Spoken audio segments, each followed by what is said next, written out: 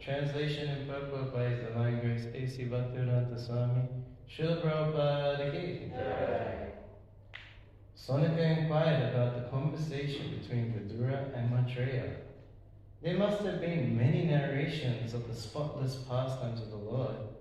The hearing of such narrations is exactly like bathing in the water of the Ganges, for they can free one from all sinful reactions. Purport. The water of the Ganges is purified because it pours forth from the lotus feet of the Lord. Similarly, Bhagavad-gītā is as good as the water of the Ganges because it is spoken from the mouth of the Supreme Lord. So it is with any topic on the pastimes of the Lord or the characteristics of His transcendental activities. The Lord is absolute. There is no difference between His words, His perspiration, or His pastimes. The water of the Ganges, the narrations of His pastimes, and the words spoken by Him are all on the absolute platform, and thus taking shelter of any one of them is equally good. Śrīla Rūpa Gosvāmī has announced it, that anything in relationship with Kṛṣṇa is on the transcendental platform. If we can dovetail all our activities in relationship with Kṛṣṇa, then we do not stand on the material platform, but always on the spiritual platform. Om Jnana-timirandasya Jnana-shalakya Chakshunitam Yena Tasmai Shri Gurave Namaha Shri Chaitanya-mano Vistam Sthapitam Yena Bhutale Swayam Rukam Dharamayam Dadati Swavanantikam Vajjakapatarurascha Kripa-sindhu Vyeja Patitanam Pavnebhyo Vaishnavyo Namo Namaha Jaya Shri Kṛṣṇa Chaitanya Prabhu Nityananda Shri Advaita Gadadhara Shivasari Gaura-bhakta-vrinda Hare Krishna Krishna Krishna Hare Hare Hare Rama Rama Rama Hare Hare. It's so easy to be on the spiritual platform just by having ears. One can have the transcendental sound vibration enter within and be relieved from the pangs of material existence. It says here, one can be free from all sinful reactions. Just hearing. We talk about going back to Godhead. We talk about purifying one's existence from so many lifetimes. All you have to do is just sit. Not even sit, you can even lie down if you wanted to. The ears are always open. The four Kumaras, they're glorifying the process of hearing. That out of all senses, the ears are always open. How much prasadam can you take? We talk about eating your way back to Godhead. Some new bhaktas, some new devotees, they get fired up when they hear this. It's like, wow, I love prasadam so much. How many kofta balls can I eat? Gulab Jamun competitions. You hear about the early days. I don't know how many you did, Prabhu. I wasn't a big Gulab Jamun competitor. Okay.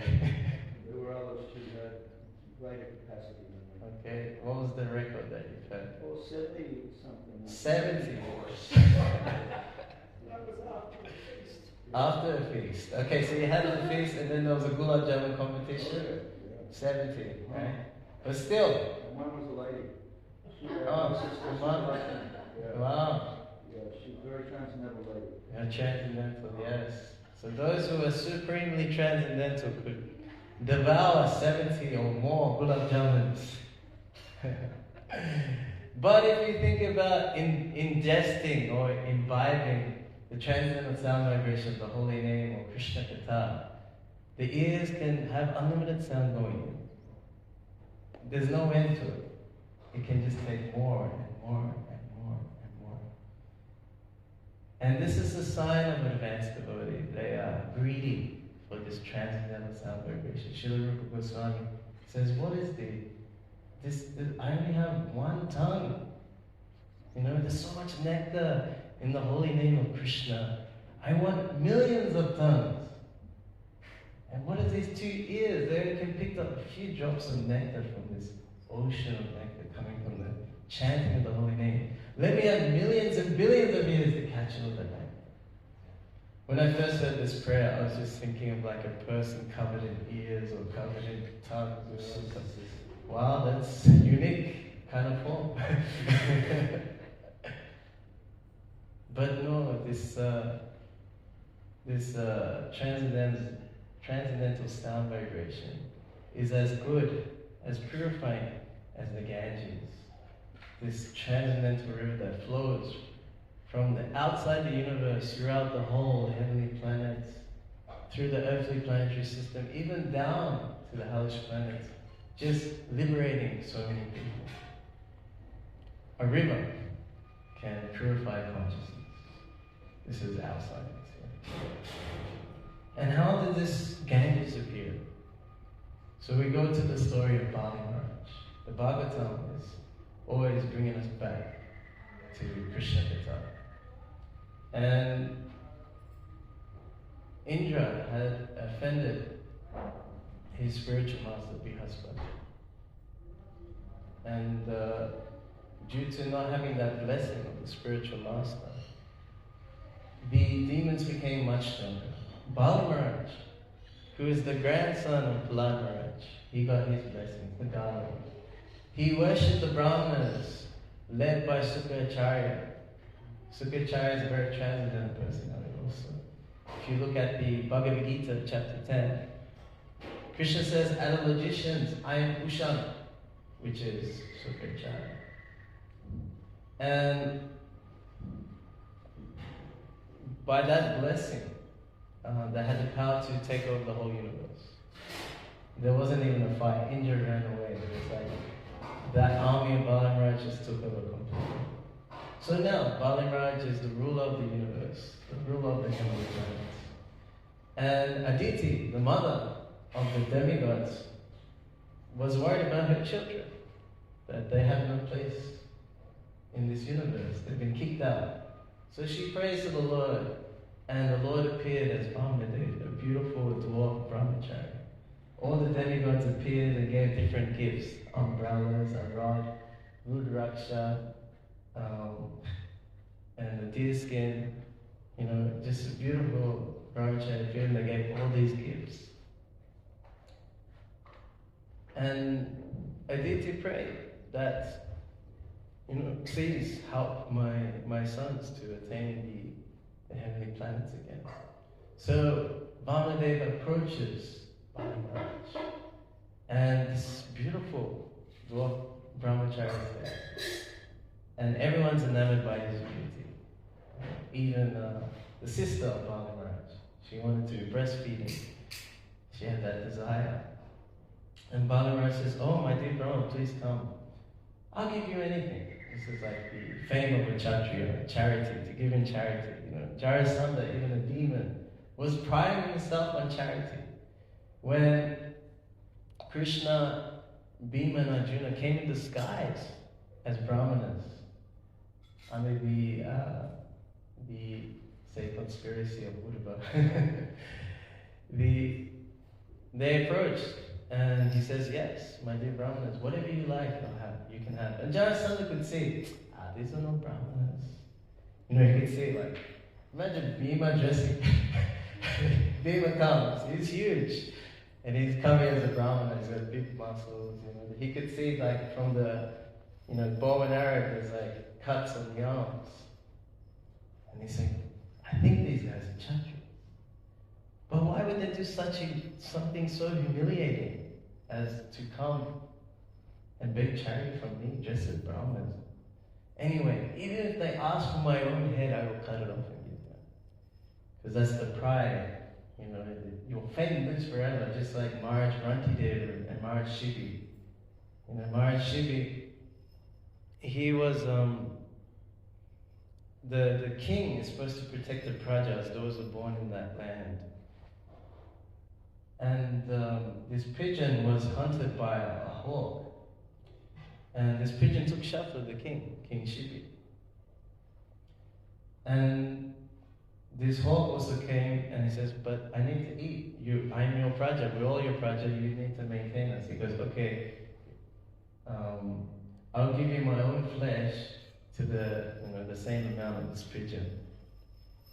So then they put a pigeon on one scale and he starts cutting flesh off. And nothing was moving. The pigeon was still heavier. So then he put his whole self on the scale like this. He was ready to give his own self to protect the prajas, to protect this pigeon. And it turned out that they were demigods by Indra. And they blessed him. He was famous forever as someone who gave in charity. So Jarasandha thought the same thing.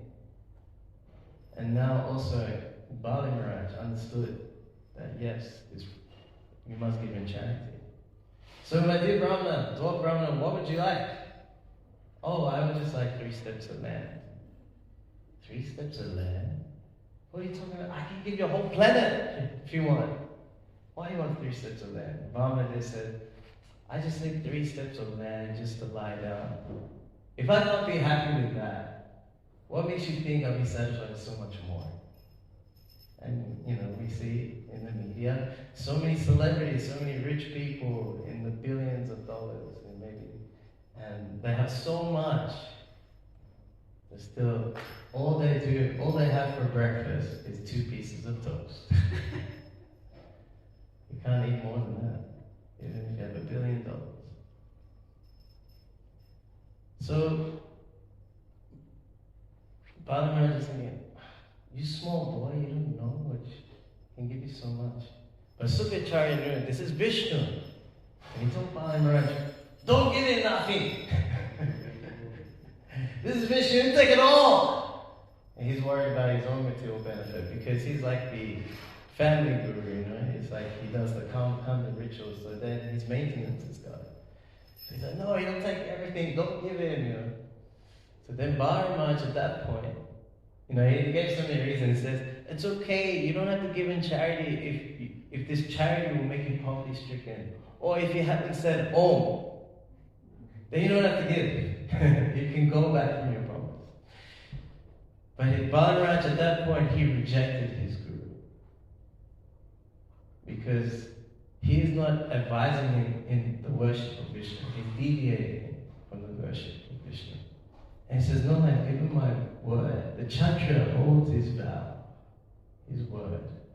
It's very powerful, this holding one's word. So then he says, yes, I'm going to give him marriage. And Sukacharya requests him. He says, if you do this, you go against me, then you'll lose everything. So then, the Lord was ready to take his 3 steps. And he increases into an enormous form, Trivikram. And with 1 step, he takes half the universe. And with his big toe, he cracks the edge of the universe and all its layers that lead all the way to the causal ocean, the current ocean. And that water seeps through those cracks and then washes the feet of the Supreme Lord, Trivikram. And it said that it washed the saffron from his lotus feet. So some people ask us, like, why do you wear orange? What's that about? So you can say 2 things. You can say, it represents celibacy, so we celebrate, we don't get married. One time, we're doing, I have a camper van and we're going to like country towns.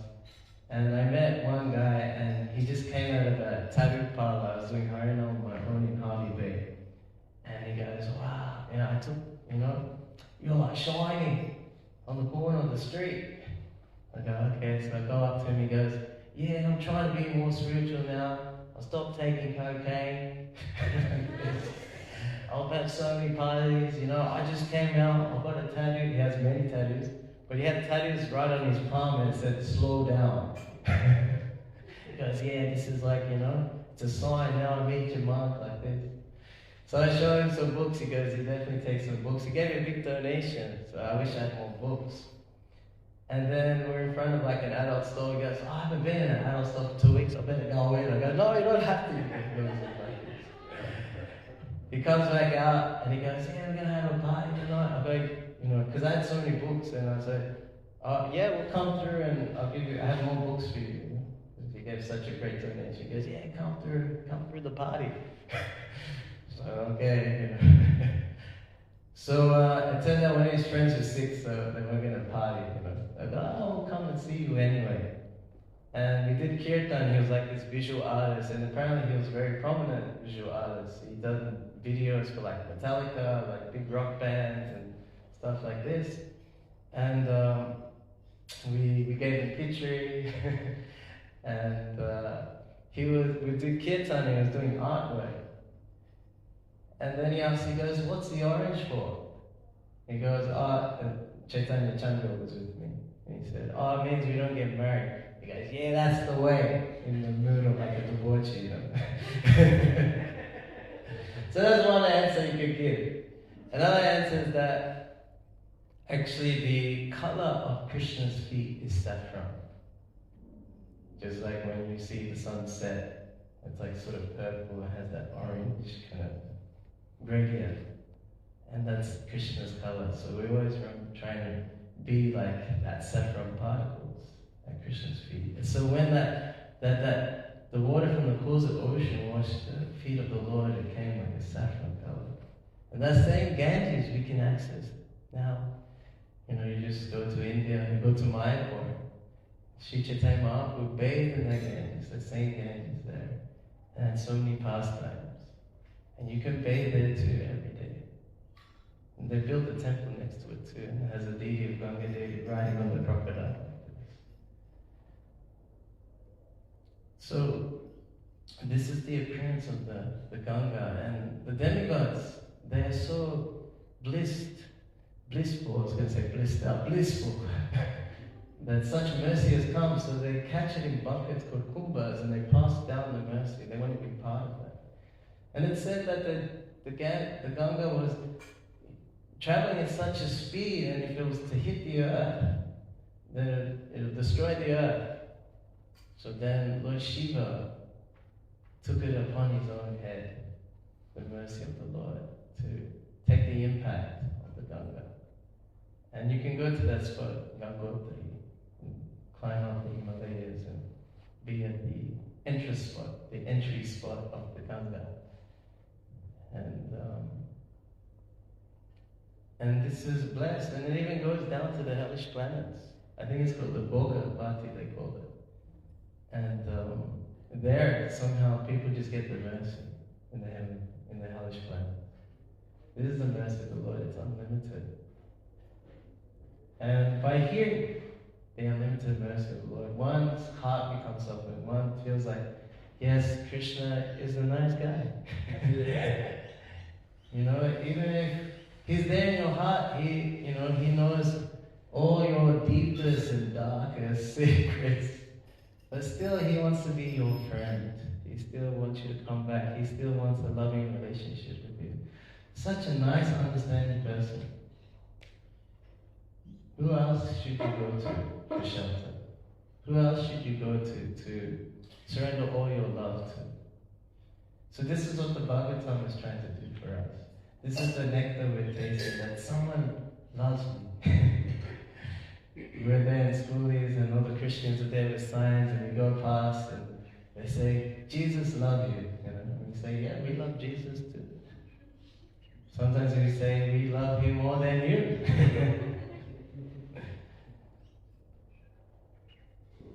So Kṛṣṇa is so kind that he's always trying to bring us back. He's even so kind that he even talks about himself and how to come back to him in the form of Bhagavad-gītā. This Bhagavad-gītā is so nice that one can be so elevated, one can be so intimately connected with the Lord. We talk about the Ganges because it's touched the feet of the Lord, but here we're hearing the nectar coming from the lotus mouth of Kṛṣṇa. That nectar, the words of Kṛṣṇa. And I think it's Gita Mahatmya saying that actually the Gita is more important than the Ganges because of that. You know, you may equate, even though it's all absolute, but the lotus lips of Kṛṣṇa would be more important than the feet. But we, as humble devotees, we're always going to the feet of the Lord. And there's no difference to anything in relation to Kṛṣṇa. His words, here it says his perspiration. I was thinking, like, do you want to associate with someone's perspiration? You know? Sounds a bit weird, doesn't it? Yes, I want to be, I want to bathe in the sweat of God. Yes, but here it says, yes, we want to enter. And his pastimes are not different from the Lord. All on the absolute platform. We need to take shelter of them. And my favorite pastime, because the pastimes, they contain like the characteristics of the Lord that make you fall in love with him. And my favorite sort of quality of Kṛṣṇa is bhakta-vatsal. He becomes the vatsa of the devotee. He becomes like the kathāḥ. He likes to uphold the word of the devotee. So in the Bhagavad-gītā, Kṛṣṇa says, you declare boldly, Arjuna, that my devotee never perishes. So why is he saying, Arjuna, you declare? Why did he declare himself? Because Kṛṣṇa, he can sometimes break his promise. But if the devotee promises, he'll uphold it.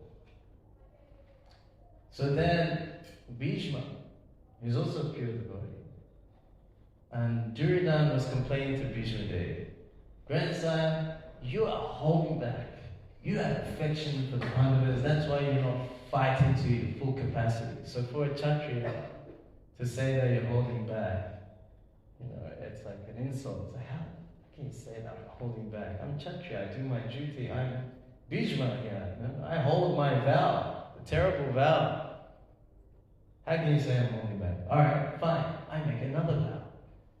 So then he makes 5 arrows, he chants certain mantras into each arrow, he says each arrow is for each Pandava and they will die tomorrow with each arrow. So Duryodhana, he's thinking maybe Bhishma Dev will change his mind. He goes, okay grandson, I'll keep those arrows. So when the battlefield of Kurukshetra is taking place, they would only fight during the day. So at night, they would camp, and sometimes they visit each other's camp, and they're like very friendly, yeah, have something to eat, yeah, that was a good shot you did there, and kind of like sports. Sports players on the playing field, they're like, I'm gonna kill you, but then, they hang out outside and, they say, oh, that was a good shot, man, that was nice. So Shivari Rasa. So, Kṛṣṇa knew about the arrows and told Arjuna, hey, why don't you go, remember Duryodhana owed you a favor when you saved his life? It's like, oh yeah. So there was when the Pandavas were in exile, Duryodhana and Karna, his whole associates, they wanted to show off their wealth to the Pandavas, because the Pandavas were living in the forest, they were like paupers. So they're like, yeah, let's show it off. So they had this whole entourage, big parade going on, and they wanted to show it off to the Pandavas. So the Kauravas, they came to this lake, and some Gandharva said, hey, you can't come here. This is our place, you can't cross any further. Duryodhana was like, what are you talking about? I'm the emperor. Get out of the way, So then the Gandharvas, they had a fight, and they captured Duryodhana. So word got to Yudhisthira, he was doing some fire sacrifice with Brahmanas. And, Bhima and Arjuna heard the news. Bhima was like, nice, they did the job for us, Duryodhana's caught, he's suffering like anything good. And then Yudhisthira was like, no, Bhima, no. Amongst each other, we may think ourselves as Pandavas and Kauravas, but to the public, we are all Kurus. So, Arjuna and Bhima, we have to go and save Duryodhana. And Bhima's like, oh, no. What? Duryodhana? Save him? Yes, you have to save him. But I will not go, because I have to finish this yajna. Can you imagine? You don't want to do it, and the person tells you have to do it, he's not going. They had this such, obedience to Yudhisthira Maharaj, because he was their eldest brother. And this, like Yudhishthira's vision, we may see that even amongst ourselves in this movement. We may think, oh, those devotees, and this devotee, and this, disciples of this guru, or this guru. So you may see separation, but to the public, we're all haris. We're all the guys that have the halva, the govindas. They see us all as one group. So it's quite an interesting vision of Yudhishthira Maharaj. So then Arjuna goes to fight the Gandharvas, and they try to take Duryodhana up to the sky, and then Arjuna, he shoots a certain arrow, chants a mantra in there, and then there's a whole net, they can't get any higher, and he defeats the Gandharvas, and he says, let Duryodhana go. And they let him go. Actually, Gandharvas were sent by Indra, which is the father of Arjuna, because we're just trying to help you, don't let him go. So then Duryodhana's like, embarrassed, he goes, okay Arjuna, what do you want? And then Arjuna says, okay, that favor, I'll ask you later. So now we're in the battlefield, etc. Krishna says, hey, go to Duryodhana, ask the favor, take those arrows.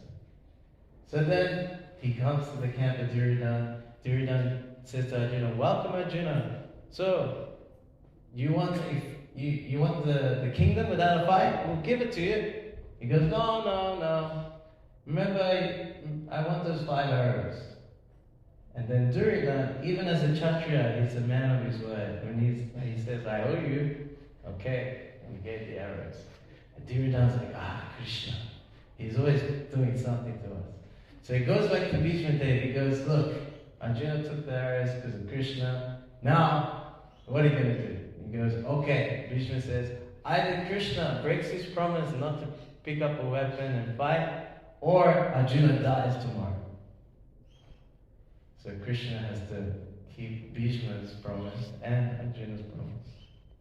And Bhishma's fighting the next day. He says his bow is in a full circle and he's cleaning out, These arrows are like nuclear bombs, pretty much, So you can imagine there's all these bombs going on. And the whole Pandava army is getting cleaned up. And then he's like defeating Arjuna. He's about to die. So what does Kṛṣṇa do? He jumps off the chariot. He runs at great speed toward Bhishma Dev like a lion. And then Arjuna's like, no, my lord, your promise, don't break your promise. And you've probably seen the picture. He's like, Kṛṣṇa, he picks up a chariot wheel. He says his top cloth fell off in his perspiration mixed with the dust from the battlefield, and he's going like a lion towards Bhishma Dev. And then Bhishma Dev, he fires arrows at the Lord. He goes, come at me in lotus eye. And it pierced the body of the Lord. And Śrīla Vishnu Chakravarti, he comments on this, that the Lord received these arrows just like a fiancé bites the lover. So they're like love bites for Kṛṣṇa. It's Shiva Rasa. So he's like, come at me, oh lotus eyed one. And then he was ready to be killed by Kṛṣṇa, but he was completely satisfied. Kṛṣṇa broke his promise.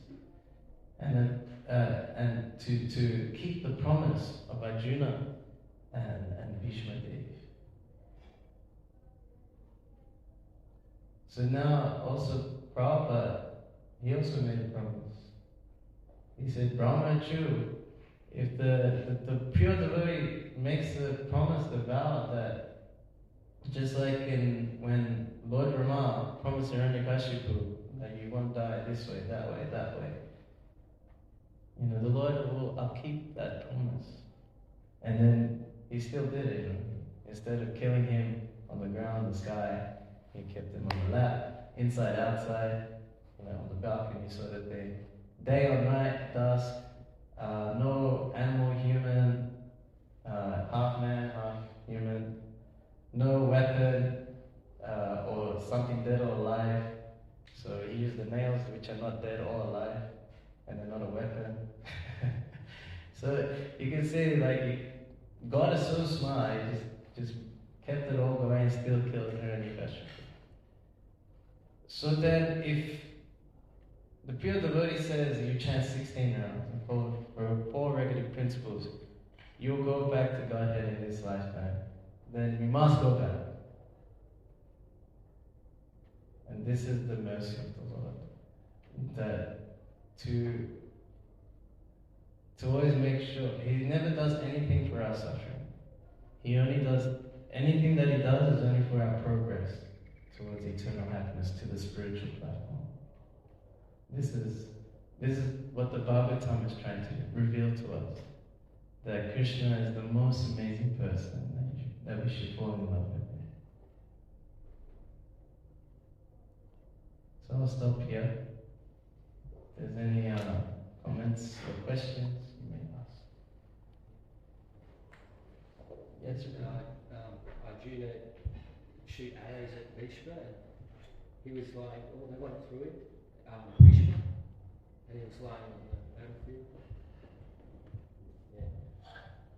Yeah.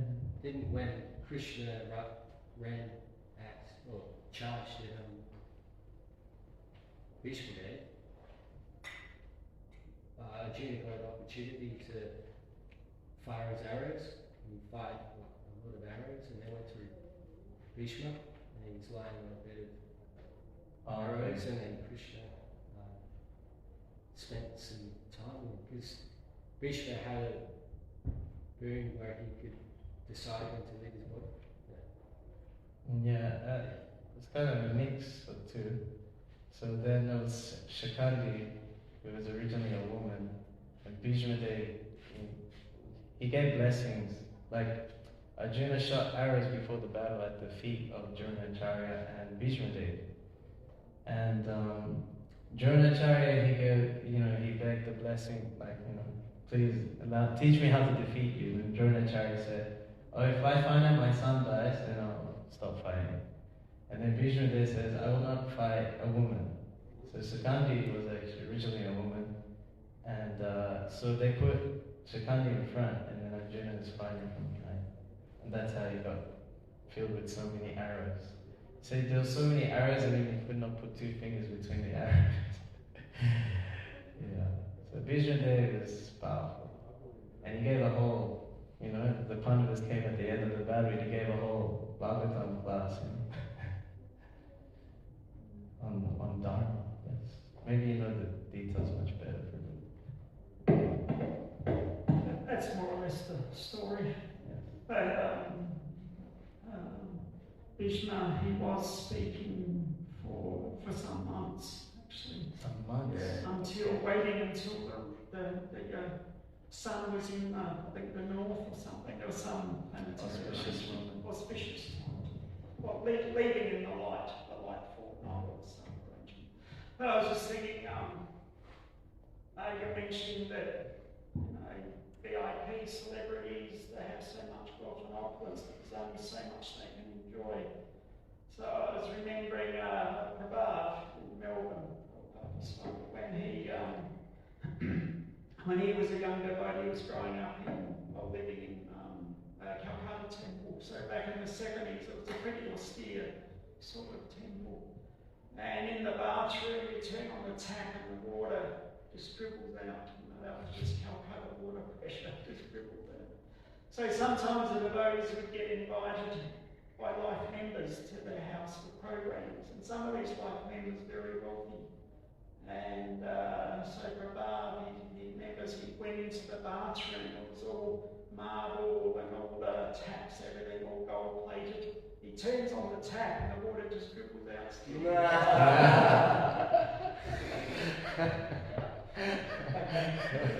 So what to do?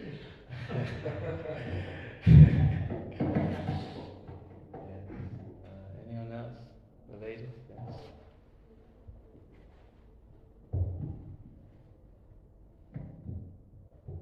For the class, you were mentioning about vows, that the vow for the Kshatriya is the honor of his word is so powerful.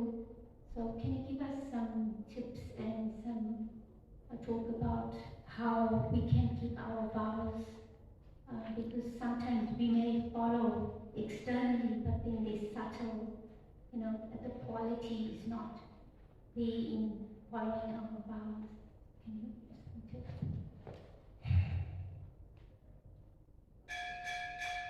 these vows are a shelter that will help purify us. So there'll be moments where we don't feel like following such vows. And this is when we can actually really please Krishna. It's just like the marriage vows are there. And for a man, he may be tempted to be unfaithful, maybe at the workplace or something like that. But then he thinks, no, I have a family, I have a wife, and I made these vows, we did this whole ceremony and samskara, and if it's India, it's 7 days with an elephant or a horse, So it really means something, it's hard. And similarly, we have initiation vows. And actually, initiation, you don't need a fire yagya, just get a name and the mantra, and that's it. Śrīla Bhakti Saraswati Thakur would initiate on the train, like this. But this fire yagya is there to put an impression. So actually these vows, especially for a disciple to the spiritual master, is our life and soul. And actually one should always be meditating on such instructions and reminding oneself, how am I going to execute this instruction? Because it's coming directly from Kṛṣṇa actually. And this is the exact way that Kṛṣṇa wants us to love him. And sometimes we may deviate from it. Maybe the rounds we miss 1 or 2 days, but we just jump back into it. And Kṛṣṇa will just reinstate you. There's no need for certain atonements or punishment or something like that. So that needs to be there. But I mean, in terms of vows of initiation and instruction from the spiritual master, it's pretty much our ticket back to Godhead. It's like you're throwing away billions of dollars if you give up these vows. So, and also initiating the spiritual master also makes the vow that he'll take you back to Godhead whether you like it or not. So we might as well make it easier for him. I did a whole class with it. I think it's a very deep subject, but because the clapping went on, I won't go on. It's okay. If you want, we can talk later. So, Hare Krishna, Gāṅgā Bhagavatam, Yeah. Śrīla Prabhupada,